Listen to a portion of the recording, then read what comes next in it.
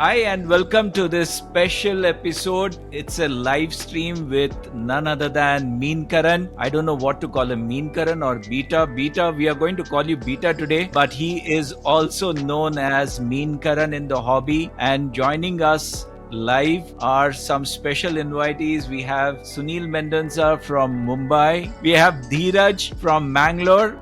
Hi. And Dheeraj is also the person who started IBC, the Indian Biotope Championship. So, Dheeraj, welcome to the podcast. We have VJ. Vivek is from Dubai. He's joining us from Dubai. Vivek, thank you for being the international guest on today's show. Happy afternoon, everyone. And we also have Arun Kumar again from Bangalore. Arun, welcome to the show.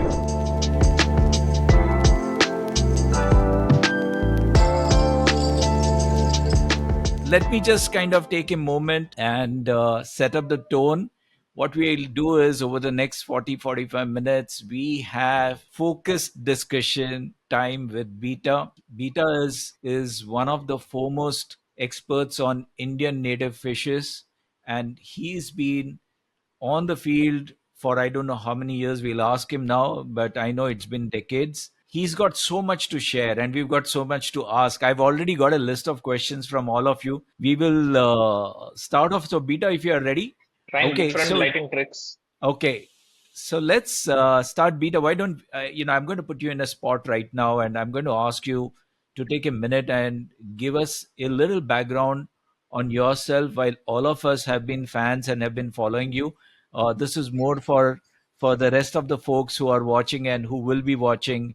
Okay, Beta, over to you. My, uh, I have a Purana Rista with fishes. That's how they say it, right? So I started very, very early. So I think I must have been like 5 years old when I caught my first fish in Kerala, where we used to live for a short time, around 5 years. But that kind of kindled my, my love for fishes, and I've carried on. And then we came back to Chennai in 1987. It's a long time back. And since I think 88, I got my, proper glass tank and all that. And since then, I've been keeping fishes. And I think late 90s is when I had another inspiration, we can say, after my first trip to the Eastern Ghats, that what I would love to do in my life and what would be my legacy, you know, is to explore and document Indian native fishes. And I still feel that way, that probably, I don't know if the earth will be there after 100 years, but after 100 years, if somebody asks, okay, there is a guy called Beta who was born, did the earth benefit anything out of him being born, or did he just consume oxygen and all the resources?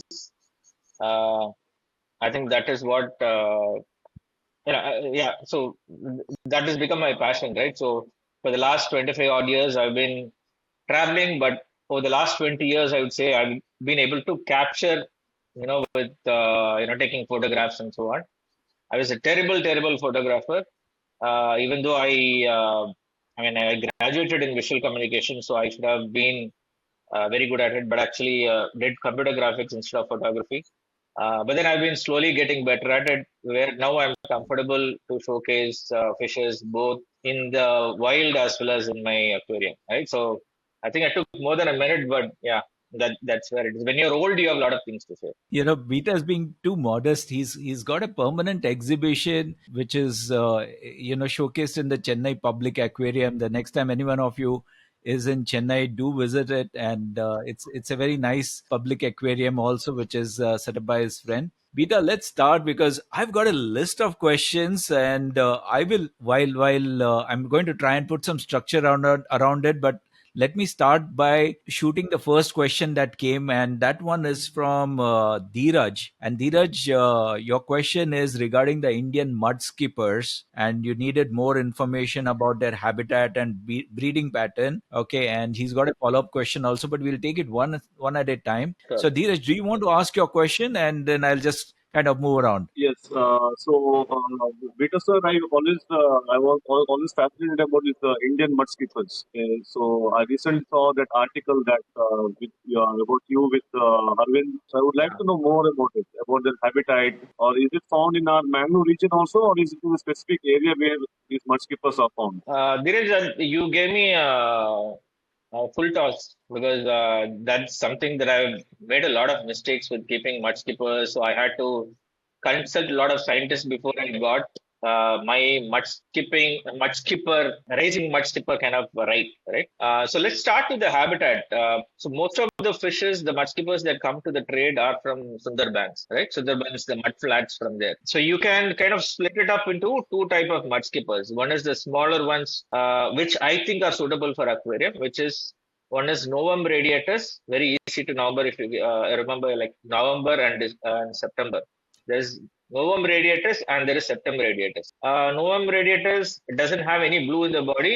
Septum radiatus males have a lot of blue in the body, right? That's one way of remembering that. Those are the two species I would recommend that you can keep in the aquarium because one, they are not specialized feeders, so you can feed them, worms and all these things. Second is they are the smallest. Mud skippers are territorial fishes, so if you see them in the wild, males are constantly fighting over territory, right? And if you Right. see that most of our aquariums are typically like say 3 feet or like that, the one that was featured in our the Weekend Aquarius magazine, which is Buliophthalmus bodate, that's a large mud skipper. So if you have like a 6 feet tank, you can probably keep a pair. Otherwise, they're difficult to keep. Okay. Second, they also are specialist algae feeders. While they can eat non-algae based food in captivity, if you observe them in the wild, what they're doing is they're always grazing on the surface of the mud to eat the algae. If you Oh see, yeah. these are the three. See, there are other goby, mud skippers, you can goby slash mud skippers like Apocryptus bato and all that. They're not. I don't consider like pure mud skippers because they don't always live in the land. While Novum radius, Septum radiatus, Buliophthalmus, you will see 90% of the time they are in the land. And only when they are threatened, they will go into their burrows. Okay. Okay. I will, save you the trouble of asking the, follow-up question because Amar had sent it to me. So another reason why I recommend the dwarf mud skippers is because they need to burrow, right? So if you think of Buliophthalmus, it's a 5-inch fish. And imagine for a 5-inch fish, you need to have like a sand thickness or rather mud thickness of around 7 to 8 inches so that they can burrow, which is quite Okay. challenging. While your dwarf mud skippers like Novum radiatus, they need only like say 4 to 5 inches thick mud. The Okay. best way to keep them you do a tide tank where you have a sump with which with a pump you can and a timer you can regulate the tide. If you cannot do that, then you can go for a regular mud kind of tank, but then they don't expect that they will breed in it. Right? And a very very important aspect of mud skipper keeping is that do not use sand, beach sand, aragonite, coral chips. Don't use all that. They kind of irritate the skin. So you should always use mud. Right. So mud, when I say mud should be of a consistency which helps them to burrow, right? So it should not collapse when they do it. So the way that I have set up is that I've used three types of clay. Okay. One is the potter's clay that you get. Second is the bentonite clay, Bentonite clay. And the third is kaolin, Kolin clay. I think the bentonite and kaolin, they're used in the cosmetic industry. But if you need, I can give you the contacts from where to get it. If you because you'll need it in larger quantity, right? You can buy it off e-commerce. But then you need to Okay. do a combination of all three clays till you get the perfect consistency, which will let them burrow. Okay, Okay. and I typically also add powdered activated carbon into it, both for removing any chemicals that are leached in the process of mixing these different types of clay, and also it gives a darker texture to the soil, right? Okay. So I mean, just to summarize, clay, I mean, you need a mix of mud and clay. You need consistency so that the burrow, it can burrow and it doesn't collapse. And importantly, you also have keep in mind that just keep 20 to 30% of the base of the aquarium with you can cover with water. 70 to 80% has to be mud or clay, however you want to call it, right? because they don't actually spend a lot of time in the water. And even the water, don't keep it more than, let's say, 1.5 to 2 inches, right? And preferably you can do a sloping so that you can give them that 5 to 6 inch depth at the middle level of the tank so that they can burrow. Because the burrowing habitat is a very beautiful thing to watch. In terms of decoration, I use mangroves. So I have a couple of mangroves growing it. I mean, you will. I mean, I can tell you probably later on how to grow the mangroves. But also, you can use as a companion. You can put the fiddler crabs, the uka species fiddler crabs. You can add them. Both of them will build burrows, and they can live together. I hope I covered most of the questions. If there's anything else, you can let me know. We'll move. That was good, Beta. Thanks for that, and that started it off. So I'm going to move on to Sunil because he's got an Yeah, before that, I interesting think there is question. a question on chat from S. Ram. I don't know if you're doing a tight tank, right? If you're doing a tight tank, then you need to have a barrier of foam to kind of reduce the silt that is going in, right? So there is no other choice, and also you'll have to take the impeller out and clean it because the mud will go into the impeller, and that's where you'll have the problem. So I mean, just a two-step process. One is that add a layer of foam around it, like a barrier. Second is make sure you clean the impeller often because there will be a deposit of clay. Yep. Thanks, Ram. Okay, so Sunil, you had a question, and I'm going to ask you to only narrate that question for Beta. Like Vita and me have been associated through Indian aquarium hobbies from last 20 years. When I attended the first IH meet in, I think so, 2004. And my question is, in the aquarium hobby, canarensis refers to the Canara pulse spot cichlid, Itropelis canarensis, the rare and peaceful freshwater fish native to the South Canara, India. I wanted to know about this fish and the story how it became the logo of Indian aquarium hobbies, and what are the how do Yeah, we keep it in the that's an aquarium? interesting question. So I don't know if you know the history behind it, right? It was considered lost or an extinct fish till the mid 90s. So people thought it had gone extinct, sorry. And it was only in the mid 90s that it was rediscovered, right? And very interestingly, so I have a friend called Vinny Kuti. He's of Indian origin, but he's based in the US. He's very famous for pike cichlids, and I think right now he keeps planted aquariums also. So he's one of the OG aquarists. So he had reached out to me asking whether have you seen this canarensis, and I think it is in the late 90s that he asked me, right? And I was not aware of this fish at all. I was not aware of canarensis. So then I started searching for it, asking a lot of people. Nobody had seen it, or I mean, at least my network, nobody had seen it. But by chance, I had visited a local aquarium store called Southern India Aquarist in Chennai. At one time, they used to be the biggest aquarium store in Chennai. I used to be a regular visitor, and there I found three specimens of canarensis, and it's like you search for a gem and you find it kind of a thing because I was searching for it all over, and it was like, say, the place is called T Nagar, which is like, say, probably 20 minutes from my house. So I found that, because they also export native fishes.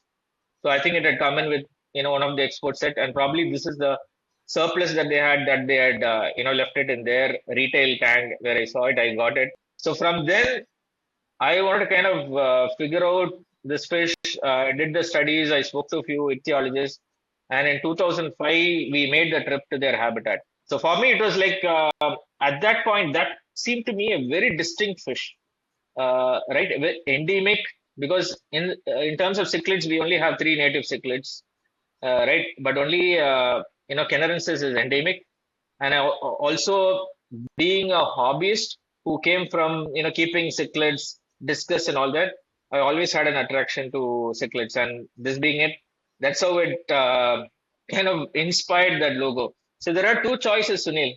Can you guess which was the other choice for the logo? IH logo. If you read Weekend Aquarist, you will know. Did you get the latest version edition, Sunil? Yeah, just I not Yeah, got so it's through on it. the I just cover. got it. Yeah, yesterday It's only. the dwarf Gorami. So we made two. Yeah, Okay, we made two okay. Yeah, yeah. logos. One with canarensis and one with dwarf Gorami, and we all, kind of voted among that, like 5 or 6 of us, and then we decided canarensis is going to be the logo. Yeah, Ah, yeah. I have it So here. this Actually. was by a narrow margin. It didn't become, the logo of IH. I would say. So that's the story behind it. Wow. Yeah, and I think so. We had gone for a fishing trip near that temple in Scenery or what something like that, where I found this with Trevor Sure. and Madan and all, and in the shallow waters next to the river temple only. This there was a pair with the fry. I could have the fortunate experience of seeing them in the live, Yeah. the habitat. I mean, for the others, Sunil is one of the few who managed to land upside down in a fishing trip.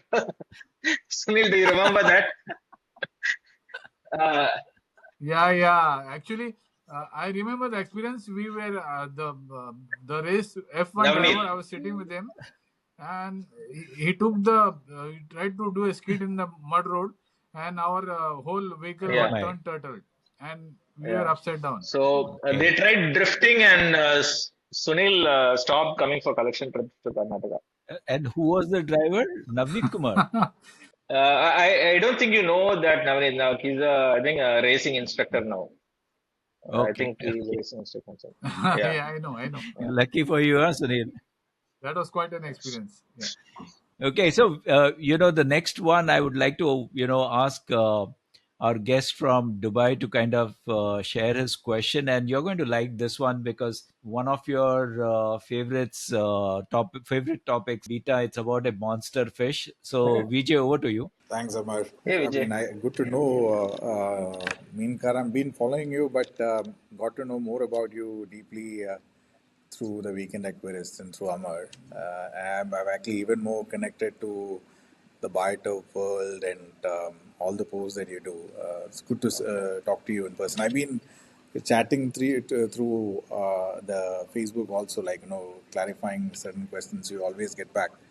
So good to see that you're humble while you have a plethora of knowledge. See, my question is around Malabar snakehead, right?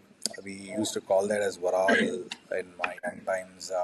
Just like what you said, my when I was 5, 6, 7 years old, like my dad used to bring this in buckets from native.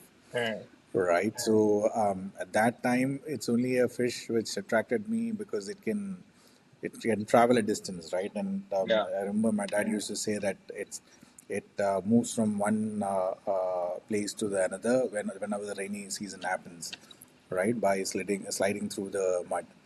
But beyond that, my question is, I don't see that much locally in Kerala, right? I had a recent experience where I went to Kottayam in Kumarakom and I saw this live, but I'm not sure whether it's a local variety. So, what is your experience around it? Because I know this is actually something, I believe this is actually something which was heritage to us. Is it still there as a pure variety? What is the biotope that they live in? Did you have any experience seeing this in the wild? And Hmm. is it still in large numbers, or is there any conservation effort that's going on? So, in Yeah, a very nutshell, strangely, that was a Vijay, question. I have also seen Malabar snakehead in Kumaragam. That's the only place where I've seen it in the habitat. I have not seen it anywhere else, but I think very commonly the anglers, catch it. Okay. The one difference is that I have some bias in terms of where I visit mostly, because I look for clearer water so that I can photograph underwater. And most places where you find Malabar snakeheads is in the main waterways, right? More like, see, these are open water snakeheads compared to swamp snakeheads like Barka and some, right? So open water snakeheads. but the water is not very clear. So mainly I am not concentrated on that area, but I mean, it's very difficult for me to comment whether the numbers have gone down. Seeing the number of angling videos, people do catch them in large numbers, but it is very difficult. It's one of the challenges of figuring out whether a fish population is good or not, is because it needs a multi-pronged approach, right? One is that unlike tigers or anything where you can put a camera trap and figure out how many tigers pass that way, fish is very difficult. The typical way that scientists decide whether the population is healthy or not is by doing a survey where they visit the habitat. They throw cast nets or different nets, and they see how much they caught, right? So either they compare it with previous years, how many were caught, or going by history and all that, right? But the challenge with that is that what I've noticed, right? So this is not very scientific. It's what I'm saying is anecdotal. Is that a fish can be in that area during one season, but might not be there in the next season. But again, will reappear because of their migratory routes or how they move during rainy season and all that, right? Maybe they move to deeper waters and things like that. So for me, it is very challenging. So whenever people ask me whether canarensis is extinct or not, right? For example, right? I will say canarensis is not anywhere near extinction because I go to their habitat and I see a lot of them. But in the scheme of things, were there 10,000 canarensis earlier? Now there are only 5,000. I'll not be able to tell because I am not a scientist. I have not studied them over the years. But anecdotally, I So can I'm say. also, Hmm, yeah, I mean, I'm also looking it from a common man perspective, right? hmm, Because this is a fish which was actually very close to our heritage those days, hmm, right? But what I see is like there's a lot of these non-native fishes which actually is actually coming into farming, hmm. and the source for this, like you said, is like if you only go to particular places is where you'll have that scene. So I wanted to see whether this was actually due to its dwindling in population or there's no enough focus on studying about this particular wonderful fish. Yeah, unfortunately, I don't think there is evidence to support either thing, right? Supporting whether the population is strong or the population is weak. As I said, it's all anecdotal. If you ask an angler, they will say probably because they catch a lot of that and pseudomorelius that it's a healthy population. But then with every species, what you see is that as there is more development, you will see that it is dwindling. Like for example, the dwarf gourami that's on the cover, I used to find it like say 10 minutes from my house when I was a kid. Now I'll have to probably travel for probably 1.5 hours to 2 hours to find it. I'm sure the population has gone down because anytime you build, anytime when we call it development, for the fish, it is not never development, right? For the fish, it is always down, right? Because there's more pressure on them as a food fish because they're important as a food fish as well. There's no more pressure on those stocks. So while scientifically we cannot say, I'm sure it is going down. I've checked with I was in Kochi 2 months back, I think, right? So I had a look at the breeding projects that are happening in the government. So Malabar snaked was not as part of their breeding program. They were breeding other species like Porobagris. They were breeding that. They were breeding ompok. They were breeding garas. Quite a few loaches and so on. But Malabar snaked, I don't think there is a breeding program, as far as I know. At least the places that I visited, they don't have. But I can check and probably if you ping me back after a week, and I can tell you what exactly is the situation if anybody has taken it up. Because typically it is NBFGR, KUFOs in Kerala who is taking up these breeding projects. But I'm not aware of Malabar snaked being taken up for breeding. But I'll find out why they're not doing it if they're not doing it. Thanks, Beta, for this. I have one more question which I actually didn't send to Amma earlier. This is also one of my other favorite fish in Kerala, right? Which is, I don't know whether it's actually origin from Kerala, which is called the pearl spot, what we call as Yeah. karimeen, right? I don't know if there are different varieties of karimeen because I have on my left side, I have a discus tank, but this reminds me of the Yeah. wild discus reminds me of the pearl spot, right? So I want to know what varieties does it exist in wild, and what's your experience around it, if So at all you had any? Suratensis, there is only one species. The whatever Karimin Pollichadu is something that I love, but there's only one species. But they do coexist with the maculatus, the orange bromides. So I've seen them living together. But Karimin is being bred in captivity. So from that standpoint, because it's an important food fish, Edible there fish. is a lot of Yeah. seed production of Karimin. But I don't think there is any line breeding or anything like that that's happening for Suratensis, right? And that's only one This species. is one of my interests, like on the Carmine and the Malabar snakehead. This is something that I want to take it up sometime. Yeah, definitely. They both deserve a lot of attention. Thank you. Thank you Hey, very much. thanks for dialing. Arun, over to you. Yeah, good morning or good evening to everyone, right? I have found beta maybe an year back after COVID, and suddenly Facebook threw it up saying you might be interested, and then that's how I got to know about beta. And I went to his G Drive or say Google Drive, downloaded a couple of pictures. Still, my desktop is having just naked photographs, right? So people here used to ask, "Hey, what is this?" That's how conversation starts in office, right? So thanks for that. And my question was more on having say local native fishes. I had two aquariums at home. One was maybe not now, little earlier. Those That was a mistake, by the way. Like I had one most likely the Amazon, and then how do I say, Rasboras, the smaller varieties, right? And I had one more which is of native species like smaller barbs. You remember Koravai in Tamil, right? So I used to keep those also together, and then the native fish tank broke. Then I added it to my main aquarium. So then it was a bloodbath. So all the rasboras were gone inside couple of seconds. So that's how it all started. But my only concern is whenever I try to keep these native fishes, it doesn't survive for long. One, it could be either my understanding on what their food needs and things like that, like the biotope requirements, stuff like that. So if you can explain much, a little bit there, that would help, because I try to keep them, but I'm not able to sustain it. Max would be like 3 to 6 months is where I'm able to sustain it. Like you mentioned, I have lakes close by, and I used to get lots of gouramis there, but now it's very rare there. And it's predominantly taken over by the African catfish or the tilapia. So those are. Yeah, I think that's the case everywhere, Arun.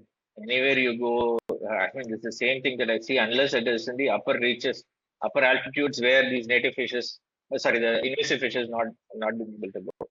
But your question is very important, and I think the solution is also important, but it needs a little bit of patience, right? What you need to remember is that, especially waterways near us. There's two ways of looking at it, right? One is, what is the best fish suitable for you to keep is the native fish which is lives close to you, which means that they have already adapted to, or not already, you have adapted to that place, but then the fishes have been living there and they're used to that water. Probably I'm in Chennai and the fishes from Chennai, we are both brethren in terms of managing the heat. So that is the best place to take. It's the most, I would say, the best way to do it. But the problem is also that the more close it is to habitation, in terms of human habitation, there is a chance there is pollution. There is also a lot of diseases which are there due to this human interference, mostly human interference, right? So what I've noticed when I've done collection around where I live or near urban areas is that they always have infections which when you catch from the wild, those are the ones which have survived those infections in a way. But when you bring them into your aquarium, they are under stress till they settle down, during which the dormant infection, I am not explaining it very scientifically, but just you know, just think of it this way, right? They are under stress when you bring them from the lake or pond to your tank. During that stress, they will come down with infections, and they'll also have internal parasites which will affect, because when the body is weak, that's the time they attack, right? So the simple solution for long-term success, especially with fishes from your own area, is quarantine. So you do like a 1 month quarantine separately in a bare bottom tank with some decor. Like say, I used pipes, PVC pipes, terracotta pots to keep them safe, and you do a medication for both internal and external parasites. For example, like I use for external, I use I mean I don't do the chemical part of it. I buy, so I get readily, there is a disease anti-parasite created. I'm not doing a sponsorship here, but there's an anti-parasite medicine that's produced by Ocean Free, OF anti-parasite something. I use that for external, and I use something called as Prazi Pro, which is made by Hikari for internal deworming. So if you go through this protocol, irrespective of where you catch the fish from, there is a chance that during this quarantine period they will die because probably they are too far gone, or whatever medication that you are using is not effective, because over and above internal and external parasites, there are so many things that can hurt the fish, right? But for you to have long-term success, whatever comes out of the quarantine cycle, they will do well in your tank, because they are clean fishes. They have a clean gut. They have a clean body as such. They are used to food. They have not been exposed to any other infection after their, right. Then you will have a greater success. Also, you can get a fish. They might not show, but there will be something happening internally, like parasites or something like that. And then suddenly they will die, and you won't have any idea why they died, right? They'll still be eating, but suddenly they'll die, right? So, only solution that I can give you is quarantine, right? Because whatever you do, there's a chance that some fishes are going to die. But for you to save that 90% of the fishes that you get, quarantine is definitely important. While I'm giving you all this advice, I don't quarantine all the fishes, very frankly, because let's say cold water or subtropical fishes, I don't have the opportunity to quarantine them because they need cold water from the get go, right? So I prefer first getting them acclimated to Chennai weather, and then doing the treatment in the tank rather than going through that quarantine process. Because if I go through the quarantine process, I am sure they will not survive the quarantine process unless I have a chiller and things like that. I have the flow and things like that, right? So that's how I try that for the next set of fishes, and I'm sure you'll be successful with it. Thanks. Awesome. I think you touched upon the right point, but I'm from the Kanchipuram district, right? I had, I Okay. would say, large number of lakes. So now most of them are going through infrastructural changes, and the places where I used to sit and watch fish are slowly moving out. Or say that no longer exist. Thanks. Yeah, that's sad. I think you will see this everywhere. I was in Meghalaya in December, right? I saw so many beautiful streams without a single fish in them, because a lot of chemicals have gone into the water. So it's kind of I mean, I don't know. It's not very comforting to give you like a negative view, but it is not just very urban areas. Wherever there is tourism, there is pressure. Wherever there is urbanization, wherever there is, like say, a hydroelectric project, dams, and things like that, these become, there is some impact on these fishes. Tushar, and we've got some questions lined up also, but Tushar has been in and out, so I'm